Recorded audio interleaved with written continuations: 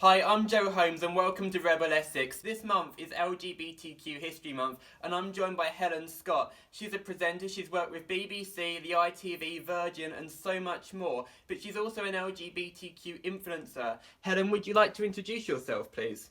I would. Thank you for that lovely introduction, first of all. I'm Helen Scott. I am a presenter, content creator, and mentor, and a loud and proud Essex girl who also happens to be a lesbian. So I'm a huge ambassador for my community. I work with a lot of different organisations, I host pride events, and just kind of generally like to day by day break down stereotypes around lesbian women and the queer community. Definitely, and we met each other on BBC Essex, and then I took your presenter course, and you're all about building other people's confidence up, and it's something you do well, and you're a voice for the LGBTQ plus community, and you're a positive role model, and I know from watching your content and looking at your posts, I already had an open mind. I am already a supportive ally of the community, but I feel like your content goes into so much detail and you break down so much different stigmas that it's really important. And how do you feel these role models really help people? And is it positive role model something you feel that's really important? Oh, well, first of all, thank you. That's so lovely. I'm so glad you like my content. It's not always kind of done with a kind of educational standpoint in mind, but I think just by being an open lesbian woman in the media, online, I think just by kind of normalizing it and just showing my everyday life, it does end up kind of filtering through and breaking down those stigmas, like you say. I think just over my kind of career being, on television, on the radio, I think the kind of role model sort of title has just kind of come hand in hand with it. I don't think of myself as a role model, but I think when you are out there in the media, online, you kind of have to take some kind of responsibility for the platform that you're creating.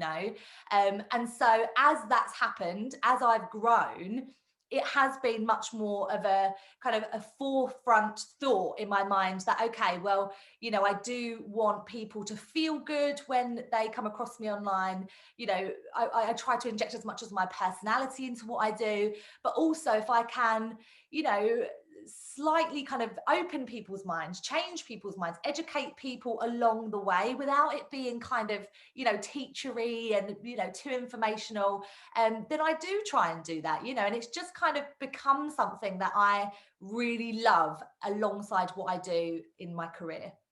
Yeah, and it's definitely sharing stuff more in general and not, being a teacher. And I feel like there's that approach, and I look at Twitter, I look at the internet, and I look at what lots of different people are saying. And I know there's some people that say, why do we need LGBTQ plus History Month in 2021? And I'd like you to answer that question. Why do you think? What's the importance? Because I think we need it, but what's the relevance, especially in this year? I mean, so we have LGBT History Month in February, and then we have Pride Month in the summer, or Pride season if you're part of the community, because Pride Month can go on for the whole summer with different Pride events around the UK. And I think people do ask, why do we have LGBT History Month when we already have Pride?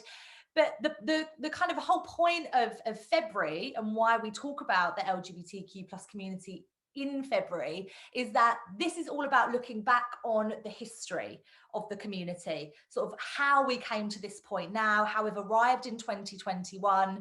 And, the importance of it is that, it wasn't long ago that queer people couldn't get married, that queer people couldn't form relationships with one another, that it was illegal to be gay, it was illegal to, meet up and go on dates with other queer people. It was literally 20 years ago.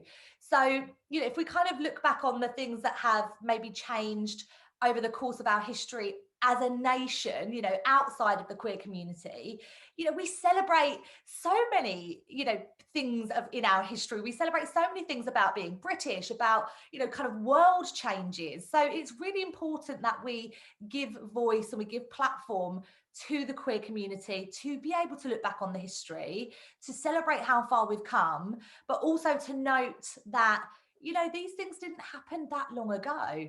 And if we're not careful, particularly in these kind of uncertain times when, it's been such a difficult year, if you kind of put what we go through as a community, young people coming out, acceptance, put that on top of a global pandemic, we know from LGBTQ plus organizations that mental health has severely deteriorated, that because we're online more, the rise in online hate crime has increased, so it's important that we still drive forward this overall acceptance, this kind of moving forward in it being normalized.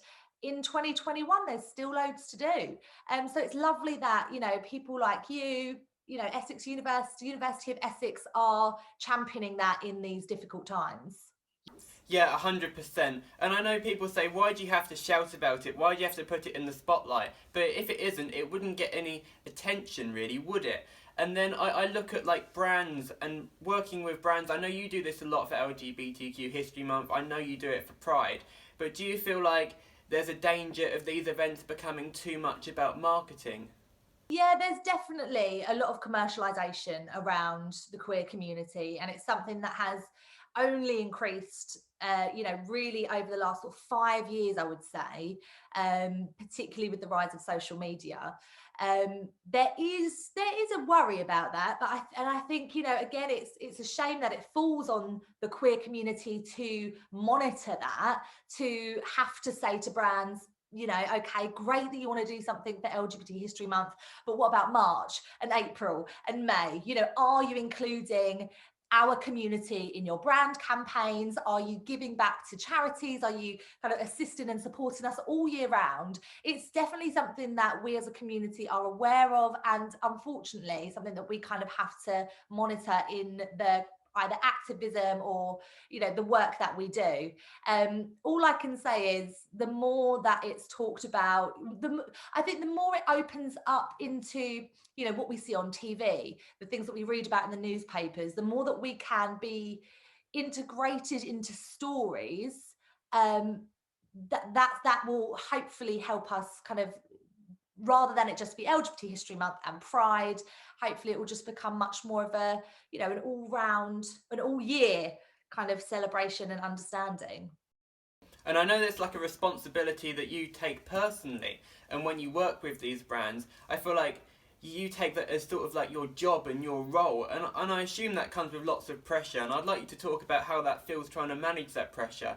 But also, I feel like you do a good job because then you create a safe space. And I know I saw your live a couple of days ago with Skinny Dip, and you were allowing people to ask questions.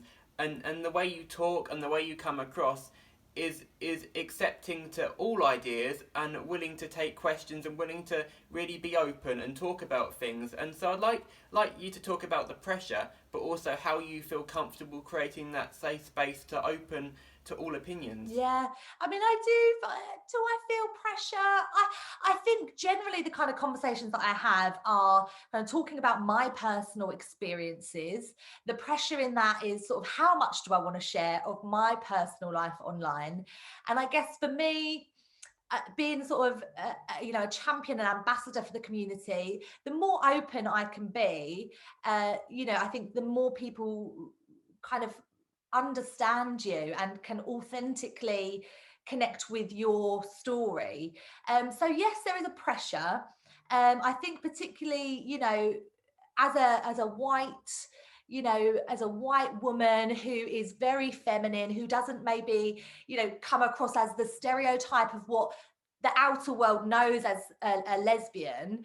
I think there's a responsibility rather than a pressure to make sure that, I'm passing the mic to other queer people, because it's very easy for me to walk down the street and not be kind of noticeably known for being, or a lesbian or part of the community. So I think the pressure is maybe not a pressure but a responsibility to make sure that yes, I'm happy and open and I would like to share my story, but there is a whole other side to the queer community, people who have a much harder time and have had and will have a much harder time than me. So I like to make sure that I'm being as inclusive as possible. And then in regards to sort of being open to answering people's questions, we only fear things that we don't understand, right? So people who like are afraid of an alien invasion, for example, let's go like right layman's terms, people who are afraid of, the dark. We fear what we don't know and what we don't understand. And, I know that growing up, personally, I didn't even meet a lesbian until I was 17 years old. So, and that was one in all the people that I'd met in my life. So I feel like if you're from a straight community, you're not going to come across queer people very often, and you are going to have questions, and you do, and I encourage people to ask questions as much as possible, and I'm happy to answer anything, because I don't feel like any question is stupid. And if you're asking questions, you're only becoming a better ally, the more that you get involved in the conversation. So I think that's kind of where I come from in terms of encouraging people to get involved in the conversation, and just, I'll answer anything. No question is stupid in my eyes. And we can only help each other and grow together. Definitely. And I like that, because I know I'm someone who had to ask questions, and I feel like it's really important, but also to be mindful of how you answer those questions and how you ask those questions. What sort of advice would you give to people wanting to ask those questions but feel slightly uncomfortable doing it, or they feel like they're going to cause offence? What advice would you give to those people? I think just to be honest. I think find someone, on social media, on a YouTube channel, wherever, that you feel like, yeah, I feel comfortable watching you, listening to what you have to say. And then if you want to ask a question, just be totally honest about it. You can literally say, I don't know if this is okay for me to say. I hope this isn't offensive. I just am curious about this. Can I ask you? Because then you're putting it out there. I don't know much about what I'm talking about, but I want to learn. And I think showing that you do want to be involved in the conversation, you do want to learn, you want to grow, you want to be an ally. I don't feel like anyone can really take offense to that. All I would say is, you know, social media makes people so accessible. And I know that this is something that you're experiencing right now with all that you have going on, Joe, is that people want to ask questions. Great, slide into the DMs, ask away, but don't expect people to be available in an instant, because God, we've got so much going on. This global pandemic, it's LGBT History Month. There's lots of things going on online right now.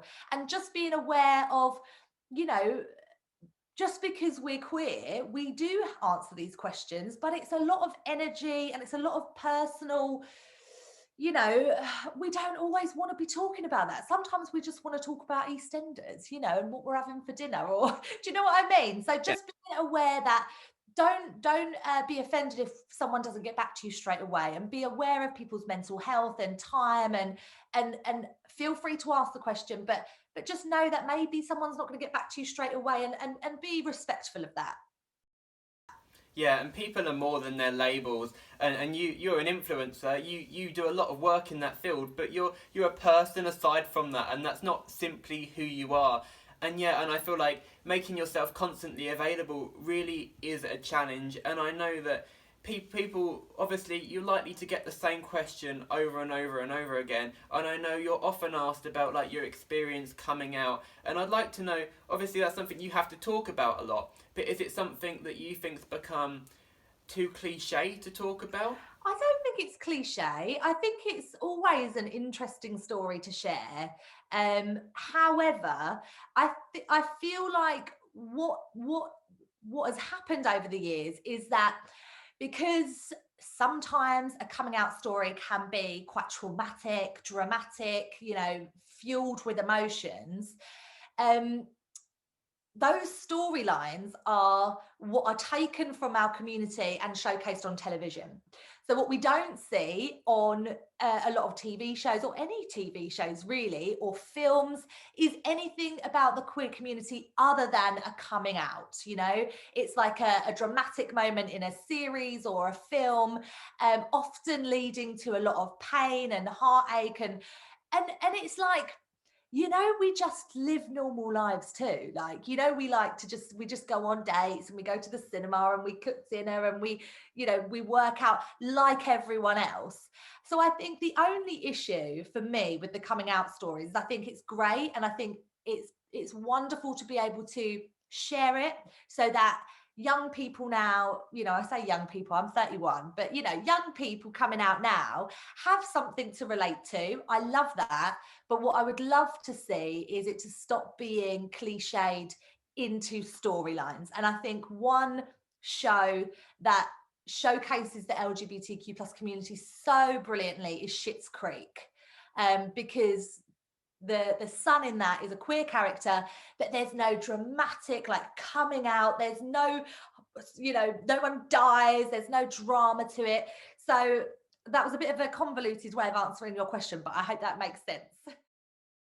It's exactly right, and I couldn't agree more. And it's about not being tokenistic and just showing people in a really real way. And yeah, you're right. I rarely see gay characters in stable relationships or just single and enjoying being single. It's always got to be a big drama. It's always got to be part of the storyline. And how would you like to see other people represented? How do you want to see those representations? I think just again in like really normal ways. It would be lovely to, something that I'm kind of thinking about and working on at the moment is a reality show that kind of centers around queer people. That's yes, we are LGBTQ plus, but we also have very relatable lives. Just because we're in a same-sex relationship or because we identify a certain way, dress a certain way, we still live the same lives as everyone else. And so I'm kind of personally working towards starting my own production company and making this content, making these series, these films and movies that are just, yes, focused on queer characters, but not dramatizing them for entertainment purposes. That's amazing, and I'm so glad you're doing that, because I feel like you're really taking this responsibility and sort of you want to do. Is it a case of you wanting to do things that you didn't have? Oh, absolutely. I think that's really important. As like an 80s kid, just about more 90s, but I didn't see any queer characters on TV, and if I did, it was either a secret relationship or someone died, or so absolutely it would be lovely. I mean, there is a lot of amazing queer content out there, don't get me wrong, but it's not mainstream, and that's what I think is a real shame, that we kind of have to have these other platforms, these smaller platforms. No one's putting money into kind of making this content. So for me, yes, it's a responsibility. But because I want to see it, I want to watch a TV program and see myself in it. Yeah, 100%. And something also you're doing is with the presenter courses, something I got involved in, and you're moving those online. And this does directly relate, because they're all about not just presenting, but being confident in who you are. And what do you think the key is to helping people to become more confident? Yeah, I mean, as you well know, a huge part of my life is about helping other people achieve their dreams, because it's not something that I had. I didn't have a mentor going into this industry, and as a queer woman, it was hard, kind of trying to get a job and not be stereotyped and not be put in a box and typecast and that kind of thing. So for me, helping people to become their most confident self is just so rewarding. I love seeing people do well. I love seeing people really own who they are. I think we live in a time where we can get so bogged down. I think there's so many mental health issues that have come along with social media.